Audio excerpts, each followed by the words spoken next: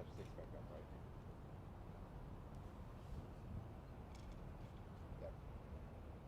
Yep. Perfect. Huh? Check 1, 2, 3, 4. Mic check. Maybe I should do this. Mic check 1, 2, 3. Got it? Say that again.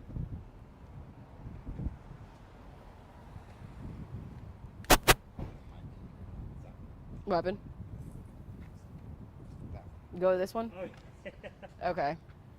Can you hear me? Can you hear me? I'm live at downtown Jacksonville. They're going to talk about the firefighter who has non-life-threatening injuries. He was transferred to the hospital. Good. Thank you. Mm-hmm.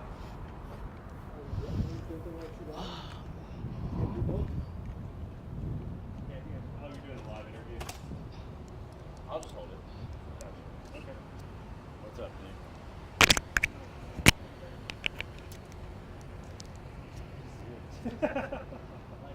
See. Long day. Well, I'm kicking. I don't know about the rest.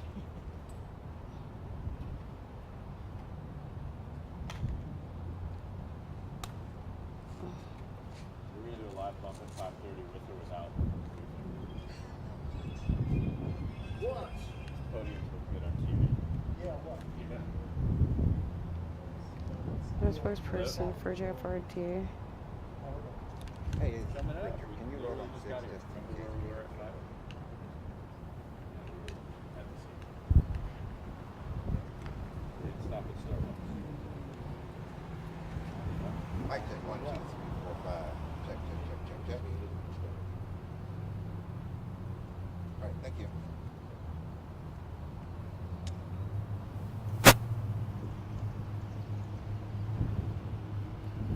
Dang, is mine? Uh-oh.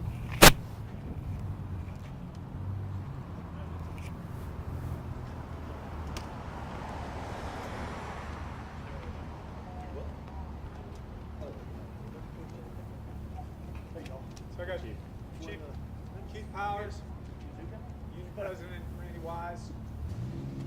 You want to go right at 5:30? Going live with it? Anybody going live with it at 5:30? Yeah. Okay. Then we'll wait. Yeah, it's still That's fine. Everything all right? I'm waiting for you to call me back. We're worried about you.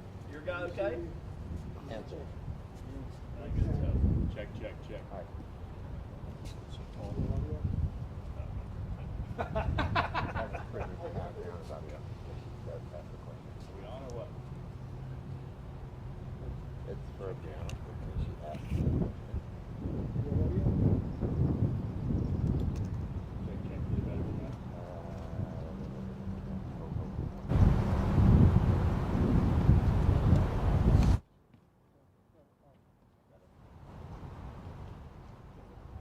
Thank you.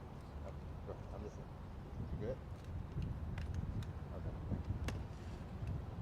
We have Chief Powers with JFRD as well as Randy Wise, the fire union president.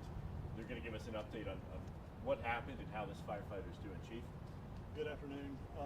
So y'all are aware that we had an incident at a structure fire on Westlawn Drive this afternoon where we had a firefighter that was injured.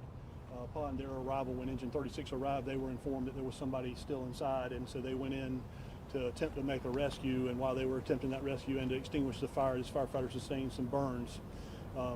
First of all, let me put it out there, he's in a good place. He just needed to be transferred to Shands, Gainesville to the burn unit for some burns that involved his wrist that were circumventual, and that's involved some dexterity, and so the doctors felt like the best thing we could do is get him down there. So one of our units has transported him as we speak down to Gainesville so the burn doctors can take care of him. But him and his family are in good spirits, and he's expected to make a full recovery. So when you're saying, what you're saying is you're worried about the mobility of the hand, and it goes all the way around, right? Yeah, the burn goes all the way around. He's got some other burns, his ears, his neck, shoulders are burned, and he's got some first-degree burns kind of on both arms. But the burn that's concerning for the doctors is the one that goes around his wrist area. And And this goes to show the dangers that the men and women of JFRD and other departments go through every day. That's correct. The men and women of this department are extraordinary in what they do. You know, they're willing to risk it all to save, you know, one of our citizens, and it's just amazing to, you know, what they're willing to do and sacrifice their own bodies to make those rescues. Some people are asking about the decision to go in.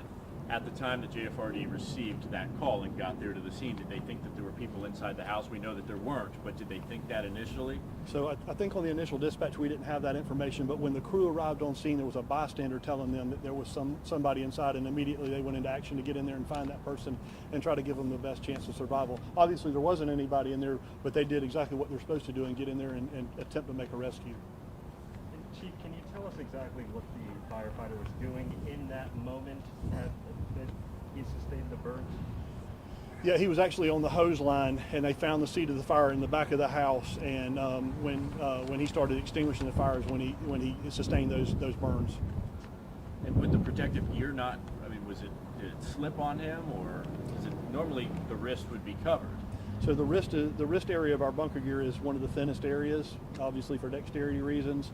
And a lot of times when, you know, obviously water gets on a fire, it turns to steam, and that steam's able to get through the small porous areas of our bunker gear and cause those kind of burns. Obviously we have the state investigating, looking at, you know, at what caused the fire and all that, but that's kind of preliminary what we think is it's steam burns. Randy Wise, president of the Jacksonville Association of Firefighters. Can you tell me about the union's involvement here to make sure that this firefighter and his family are cared for during this difficult time? Yeah, that's really our main focus, is to make sure, obviously, that the firefighter's okay. You know, we responded we responded to the hospital, check on him, and what we have, you know, firefighters have a network, really a nationwide network. So what we have is our Gainesville brothers and sisters that work in Gainesville. They're going to meet the family there and our brother firefighter, and just, you know, attend to any of their needs that they may have, making sure that they're taken care of. And you know, depending on the status, we may send some people down later. But again, when they roll up, some of our Gainesville brothers will be there waiting on them to take care of whatever they need. And this could be a long-term recovery. Unfortunately, burns sometimes take a lot of time. Absolutely, yes. This could, especially in where it is, it could be a long-term recovery. We still have, even from the ship fire, we still have you know, members still working through some of those injuries. So yeah, burns take a long time to heal, and you know, and to get back to work. They may look healed, but to be able to go back into a firefighting mode may take a little bit longer. So yeah, it could be a long time before he gets back to work.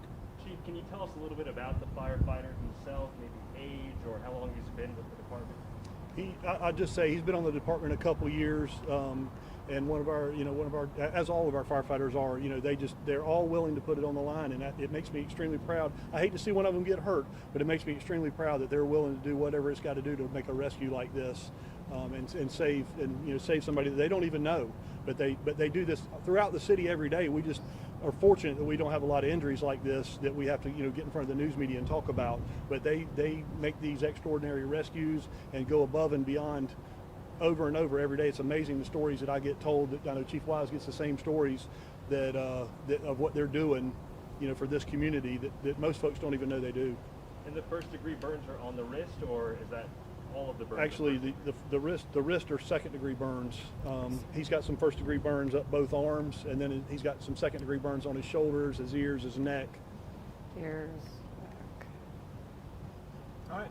Thank you very Is there much. anything else? No, sir. Thank you both. Yep. I Thanks, sir. appreciate it. All the best to the firefighter. Yep, appreciate y'all. Thank you. Back.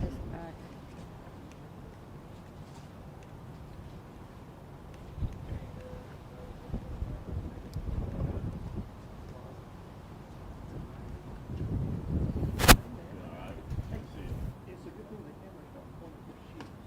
You think? Well, I think the other church is the other side. Oh, I put it. Bag glue job? I did a bag glue job. Oh, you did? I need an X-Acto. Do we need to call the station and get you a raise? Nah, man, we're going. Yes.